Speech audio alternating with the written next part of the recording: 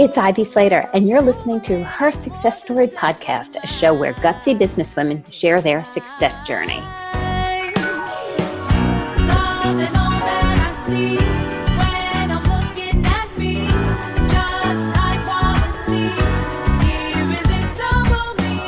Hi, this is Ivy Slater, and welcome to today's episode of Her Success Story. We have an incredible show today. We have two guests coming on. We have Danielle Guindo, who I'm going to make sure I pronounce her last name correctly, and you can feel free to correct me after Danielle, who's been a nonprofit leader for over 20 years. She has a specialty around impact around students from kindergarten through 12th grade in a variety of different levels. Since 2018, Danielle has been the executive director for Read Alliance. You're going to hear more about Read Alliance, which has an amazing impact on young people's reading abilities, huge in the world. Kimberly Pennington. Kimberly and I connected a bunch of years ago. She has just been named the Business Development Officer for Key Bank in the metropolitan tri-state area. And again, Kimberly, you can correct me on that. This is a brand new role for you. Kimberly put Danielle and I together and created an alliance of the three of us working together to doing some work for Read Alliance. So I thought it would be really cool to actually chat with both of them and get the perspective of what it's like to be executive director on a program that's impacting students, as well as a volunteer and a leader in the organization from a volunteer basis. So ladies, welcome and thanks for joining me here on Her Success Story. Thank you so much for having us. This is really exciting. Thank you, Ivy. So I'm going to help this along a little bit. Danielle, so listeners, as you know, I'm going to call out so you get their voices down so you know who's speaking. Danielle, give us a little background on Read Alliance so our listeners can understand what the organization is about. Well, thank you so much, Ivy. Thanks for the wonderful introduction. And it truly is my honor to be here and to be here with the wonderful Kim Pennington as well, who's been such a contributor and asset to our organization. Read Alliance is now in its 21st year. So the organization was founded 21 years ago in a belief in the potential of young people to succeed as readers and as leaders. And so the mission to accelerate the academic trajectory of early elementary students through the power of teen leaders who provide individual literacy tutoring in these under-resourced neighborhoods is one that lives on and is advanced today. So put simply, we train and pay high school students to provide one-on-one phonics instruction to striving readers in communities all over the 5 boroughs. And now we're starting to expand as well. That's amazing work. And I'm gonna say something, probably a lot of listeners, I will out myself. I was a struggling elementary school student in reading. I really, really struggled. I had remedial reading, tutors, all kinds of things on a regular basis. It was not a strength of mine. And I actually didn't start reading for pleasure because it was such a bad area for me until probably college. Wow. So Kim, how did you get involved in this? You know, you're a young leader. You've been on the growth track with Key Bank. You know, that takes up a lot of time, you know, learning and working for, you know, top tier organization and leadership there. How do you find time? And then why did you get involved in Read Alliance? What drove you there? Absolutely. Well, I probably owe a big thank you to David Lewing, who you know very well, Ivy. He was involved a number of years ago, and it was very important to him at Key Bank to continue that support from a different capacity. So not only did he volunteer his time, but he served as a beacon, a center of influence, right? That spread Read Alliance's great work throughout Key Bank, and I was hooked instantly. It was a very, very easy sell. Once you hear what they do, it's hard not to fall in love with them. But something that really stuck out for me personally, which made me want to get further involved, was the fact that they're one of the largest providers of employment for youth in all 5 boroughs of New York City, especially students that are coming from low to moderate income families. Truly being able to provide gainful employment for them in such an incredible setting under Danielle's leadership, I knew that I wanted to spend my time there. So Okay, so I'm gonna ask the practical questions first because I have to. How do you recruit high school students to want to do this? I mean, I would think, naive questions, obviously there's drives in the high schools, but you could put a sign in the high school, you could put a notice up on the website, and like, how many people really respond? Come on, high school kids are in their own world, they're social, they're in their social environments, they're doing their academics. Where do you honestly recruit them from? How do you get them involved? Yeah, no, I love that question. And that's one of the things that I, really feel so strongly about, that is the magic of Read Alliance at its core. One of our staff actually, called what we do a community empowerment model, because it really brings together young people who are high school students with their younger peers in the same communities, many times at the same elementary schools that they attended when they were younger. And many times, like you, Ivy, have expressed that they also struggled with reading when they were younger. And so there's an initial motivation to become this role model and mentor for a younger person in the same neighborhood where they grew up and where they attend school. And so that's part of the incentive that we've found to be driving a lot of young people to apply for this role. Not to mention there's, it's an employment opportunity. And so the paycheck is, of course, something that speaks to folks, but it's not everything. In fact, we actually have a mission to elevate young people onto, to continue to grow and advance their leadership. And so another member of our professional staff, who had been a team leader herself, actually created a tool for the recruitment of new team leaders that was called, it's called Top 10 Reasons to Become a Team Leader. And not one of them has the word paycheck in it. So we know that, that is an important benefit of working with Read, especially because the majority of team leaders live in low-income neighborhoods. And for many of them, their earnings with this job contribute significantly to their overall household income. But they're incentivized by other things, like parents will tell you their child talked about you at the dinner table last night. And like little faces will light up when you walk into the room. And at the end of the day, they want to hug and don't want to say goodbye. I mean, those are the things that people who have, young people who have done this work share as being one of the reasons why they just feel so strongly about it. So my mind's going with so many questions, I have to tell you. If we look at, one of the things, we always look at like the challenges of building a nonprofit, the challenges of, raising capital, et cetera, et cetera. But I could, and then you had the challenges during this past, 20 plus months with the pandemic. How did you bring how have the kids been brought together? Are there local schools with local schools? How does the program actually come together in that way? Danielle. Yeah, thank you for asking that. I mean, we do have sort of this model where we look at once we partner with an elementary school where the leadership has identified that there's a real need for our intervention. And that means primarily that the number of kindergarten, first and second graders who are reading behind, at least a half a grade level behind where they should be, the majority of those children are in need of our services. And so once we've established that there's a need for a particular partnership with an elementary school, we then make it our business to ensure that we're building relationships with nearby high schools. And so one of the things that makes this job, which is meaningful and paid, so perfect for young people in New York City especially, is that usually the teens can walk to work. So they get out of school and they're walking to work, and then they're done by 5:15, and they're usually home in time for dinner. And that's very, very rare, especially in some of the more isolated communities where there's a much higher need for our program. That there's typically not a whole lot of options for safe, gainful employment for young people, and this is one of the opportunities that we're able to provide.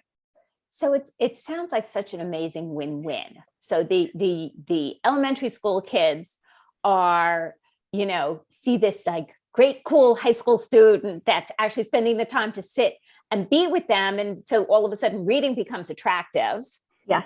Right. And then this opportunity for high school kids to gain employment mentor and be mentors at such a young age. Now, Kim, in the corporate world, we're all about mentorship and who's your mentor and who are you mentoring and this and that. So, where I know you have had direct interaction with some of the high school's kids. What has that been like for you?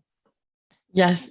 It's funny when you ask Danielle, what are some of the incentives or ways that you identify new teen leaders? I would like to think that some of the existing teen leaders have shared the experiences that we've had. Actually, KeyBank has been so great in supporting me to create developmental workshops for the teen leaders at Read Alliance. And I know Read has worked with many organizations to do similar workshops, but I would like to think that those workshops that we're doing help also incentivize the teen leaders to keep coming back and also tell their friends about their experiences. So the workshops that I'm referring to, Ivy, are specifically for the teen leaders. And I've been fortunate enough to do a series with them where we have focused on a number of topics from college readiness to interview preparation to DE&I in the workplace, right? And we were so lucky to have you as one of our guest speakers one week. Yeah. And I think you can attest students stayed past the time of their own free will. They could not believe, we could not believe their attentiveness and desire to stay on the line and continue learning after a long day of school, class, whatever it may be. So my most memorable and rewarding experience truly in partnering with Read has probably been working one-on-one with the high school students to create workshops that will help to develop them. And I thank you again, Ivy, for being a part of it when you were. Listeners, I have to tell you, it was one of the coolest things. We did a video webinar for them, a video speaking, which is now a webinar or kind of video or virtual speaking or whatever you want to call it these days. And it was a Friday afternoon. And I'm going to tell you, I don't really dress up on a Friday afternoon. It's like my in-office day. I complete disclosure. I am who I am. And I always like talk straight. It's my in-office day. It's where the day I pay my bills. I work my finances. I do some strategy. I do, I'll catch up with a girlfriend maybe. But, this was not like, the hair and makeup, dress up, like and have a blazer kind of experience kind of thing. And Kim had introduced me to Danielle and said, we really want you to do this presentation, do something. And like, what can you do? And I gave a presentation for the high school students on leadership and how they can use the same leadership presentation that major corporations pay me top dollar for, I will say. And I shared that presentation with them and I skewed it towards their future, their college experience, their next steps. And it was supposed to be about 60 minutes, and about 90 minutes later, they're still chatting. And Kim's like, don't you have to go? It's like, it's Friday afternoon. I just have paperwork. Let's talk to these guys. They're great. So I have to okay, let's go back to the programming for a second, because I'm putting Danielle on the spot. So every listener should know this. I did not prep her for these questions at all. She got very different questions, but these things are coming to me and I want to know. The organization's around, 20 plus years. What are the stats? What are the impact? What are we seeing? What's the difference it's making? Thank you so much, Ivy. And before I answer that question, which I'm ready for, I do have to say that what you both shared about the experience of partnering with Read as presenters and panelists and, directly interacting with the young people who are working as teen leaders, that's what we call them, is a perfect example of what makes our partnerships so special. These are the ways in which we feel truly enriched by partners who feel compelled by our mission to be a part of the work that we do. And, I know that your workshop and all of the workshops that Kim has, facilitated and helped to coordinate have been so well received. We always poll our participants to find out what they liked and what they'd like to see differently and would they recommend it to a friend. And they've been very effusive about how much they've gained from it. So I just, wanted to make sure that I echoed that. And moving into your question, I mean, one of the things that I have to say I'm very proud about is that Read has always been extremely data driven. And so, in order to ensure that we continue to provide the impact that we set out for ourselves to do from the very beginning, we have collected data that helps us measure if children are actually learning to read. And so over the course of 20 plus years, we know that we have served more than 15,000 early elementary students and more than 13,000 teen leaders who are in high school, and very few, this last year, we actually had a few college students because they stayed with us throughout the pandemic, but mostly, high school students. And what we've also found, and what we continuously track, and we ensure that we're keeping to this, is that the majority of children who participate in our program improve more than a grade level in reading. So it's not nothing too shabby. It's working. So, in looking at that, though, you're taking students who are a solid half a year or more behind in reading. Yeah. And moving them not just to catching them up, but moving them a full year ahead. Many times what happens is one of the things that we feel really strongly about is that we want to ensure that we celebrate each individual student's progress. And so depending on where the child started, that's what we're using as the beginning point. So they may improve more than a grade level, but for some that may not necessarily mean that they're ahead. It means that they're just where they need to be. Got it. But we do, want to be sure that we're clear about that. But it is important to know that we are very committed to tracking individually and as a group, and communicating with each child's teacher and family member and the school administrator about how their progress is going. And we take it very seriously, and to ensure that we're doing what we need to do to make sure that progress continues. So the vision moving forward, I love to ask this question. Nonprofits and businesses have an enormous amount of similarities. Okay. Mm-hmm. Well-run nonprofits are run to a degree as a business, because you are focused on building capital so you can make a difference in what you're doing. Danielle, what kind of vision would you like to see moving forward for Read Alliance? Where's it going next? I love that question. I think there's a couple of things that I'd love to lift up in answer to this question. I mean, one is that especially in light of what we've recently navigated, and we're sort of thrown into this space where we needed to quickly figure out how to transform so that we can stay relevant and deliver on our mission during a time when in-person delivery models were not safe or possible. And so when we did that, what we also did was find a way to be effective in a virtual space. And so we now have two effective delivery models that we can then use in our expansion, both within the 5 boroughs and in the ways we explore potential partnerships outside the 5 boroughs. And in having these two delivery models makes it doubly possible to meet the needs of partners. Whereas in years previous, when we think about replication or potentially looking at different kinds of communities or different neighborhoods, it was hard to imagine being able to do what we do without having that proximity, the geographic proximity that makes the community empowerment model so effective, where the teens can leave school, walk to work, and then usually walk home. With the virtual model, that challenge has somewhat been addressed. And so the vision is to be able to really leverage what we've learned in this space of being able to transform and develop a different delivery model to both look at ways in which we can use both now to meet this incredibly exponentially growing need for reading intervention, especially for younger children, and for meaningful jobs for teens. And I loved how you said, and it's funny, like you said, you didn't prep me, I didn't prep you either. We didn't talk about win-win, but we always say win-win, and we say win-win-win, because it's the reading intervention. It's also the meaningful jobs, the earnings for teens. And the third is that social and emotional growth that both groups experience and the ways in which they are connected. And so that's another area that we certainly do anticipate being able to do more with and measure, more meaningfully and grow the impact with both of our groups. And Kim, how do you see, as volunteers, the impact on the students and the impact back on that volunteer? It definitely goes both ways. I think Read Alliance's dual mission is just so unique.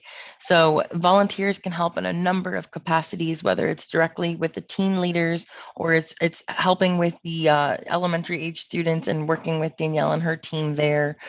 But truly, the impact I've seen from the students when we've done series with them, I'll tell you one thing, they're not shy with their feedback. They're brutally honest with their feedback, Ivy, and it is fantastic because even we have taken a look at the numbers and the results, and not only do they quantify the growth on the learning side, but they quantify the results for you in a beautiful Excel sheet based on the feedback submitted from the teens themselves. So I see progression. I see a hybrid model, maybe moving forward, continuing the virtual developmental opportunities paired with in person. But the impact is definitely both ways. The volunteers leave feeling rewarded, and I've seen the students literally put in their feedback and watch the progression from when they first started to afterwards.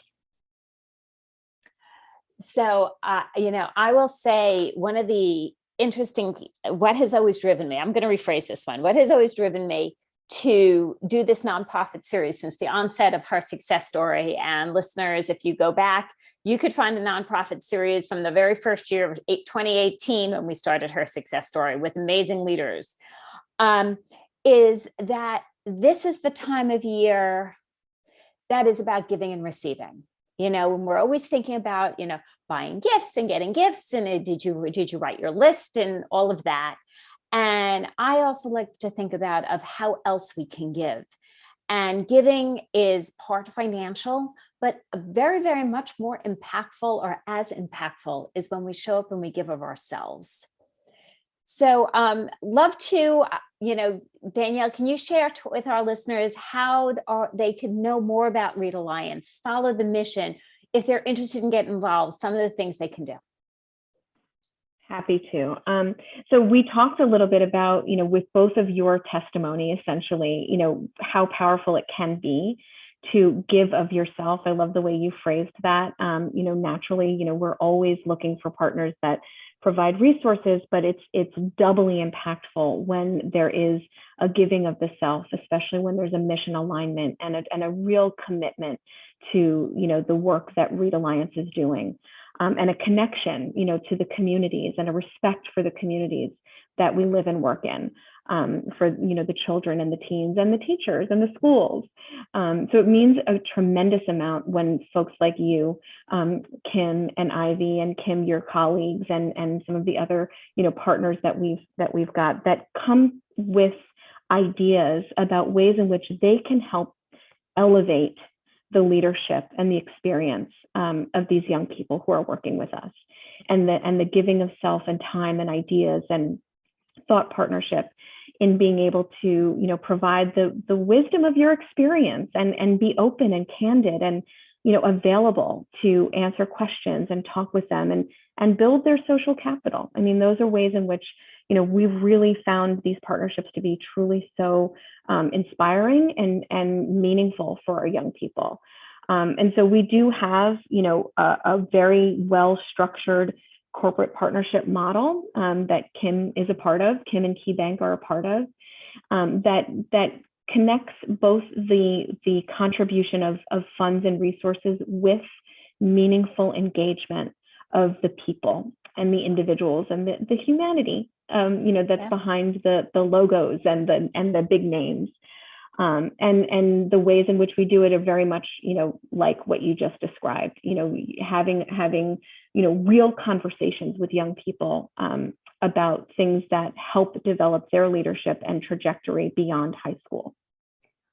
I love this. And Kim, how can our listeners and readers follow you and know more about you? Because you're a woman who's making a difference. You're involved in so many things. I would love if everyone were to add me on LinkedIn. I love connecting with new individuals all throughout the metropolitan New York City area. Please feel free to follow my content. I'm consistently posting great work with Read Alliance, in addition to a ton of other nonprofits that are doing great work. So thank you for having me join today, Ivy. Thank you, ladies and listeners. No, Read Alliance is a program, I believe, in the New York metropolitan area. It is, and we are just starting to explore expansion beyond the 5 boroughs, which is very, very exciting. We'll have a program in Reading, Pennsylvania this year. Excellent. And, if this is something that you're curious about, you're interested, reach out. Even if you don't live in this area, reach out anyway, because there's other ways to get involved, other ways to help this expand further, or find out about organizations that are similar in your area. If this touches your heart, it touched my heart based on my background and what I shared of helping young people read. I think it's vitally important. And so continue to follow us through this nonprofit series. We're bringing it through the first week in January. If you've missed any, go back and listen. If this is really intriguing, you could even listen to other series. What I say at the end of every Her Success Story is take a moment and think about, what did you take away from listening today? What was meaningful to you? What was what I'll refer to often as your aha moment? Put that down in the notes below, in the chat below, and let us know. And if you're as bold as I believe you are, then follow that up with, what are you going to do about it? What's your action? It doesn't have to be Read Alliance. It could be anything that touches your heart. As a community, as we continue to make a difference in the world, we will continue to change the world. Thanks for joining me here today, listeners. And thank you, Danielle and Kim. Thank you so much. And if Read Alliance does touch your heart, it's www.readalliance.org. Absolutely. And you will find that in the show Ivy. Notes, people. Check out Danielle and Kim on LinkedIn. Check out Read Alliance's website. Thank you so much for having us and for allowing us to tell our story. It's such a pleasure. And thank you. And I hope you enjoyed the 2 different perspectives, the executive director and the volunteer who are making programming happen. See and understand the difference in how nonprofits are growing and leading, and so important in this world. See you next week on Her Success Story.